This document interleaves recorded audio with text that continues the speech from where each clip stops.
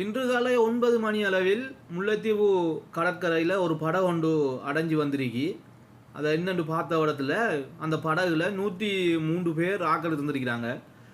அதில் 25 சின்ன குழந்தை பிள்ளைகள் கர்ப்பிணிமாரும் இருந்திருக்கிறாங்க. சில பேர் மயக்கமான நிலையில் இருந்திருக்கிறாங்க. மற்றது சாப்பிடலை, சாப்பாடு இல்லை, சாப்பாடு அவங்க கொண்டு வந்து சாப்பாடு முடிஞ்சு இவங்க வழி தவறி வந்திருக்கிறாங்கன்ட்டு தான் இப்போ வரைக்கும் நியூஸில் பார்த்தேன் நான். ஆனால் ஒழுங்கான உண்மைத்தன்மை என்னன்றது தெரியலை இன்னும். சில பேர் சொல்கிறாங்க அகதி தஞ்சம் கூறி வந்திருக்கிறாங்கன்னு சொல்லி. சில இதில் பார்த்தேன் வேறு நாட்டுக்கு போக வந்திருக்கிறாங்க, அகதிகளாக போக வந்திருக்கிறாங்க அப்படின்ற மாதிரியான ஒரு இது இருக்கு. அந்த இடத்துல நிறைய முல்லைத்தீவு மக்கள் இருக்கிறாங்க. நேவி இன்னும் அந்த படகுலேருந்து ஆக்களை கரைக்கு கொண்டு வரலை. இப்போ நான் அந்த வீடியோ போடுற டைமில் அது நடந்திருக்கலாம். ஆனால் கண்ணேரமாக கடல்லே வச்சுருந்தோம்.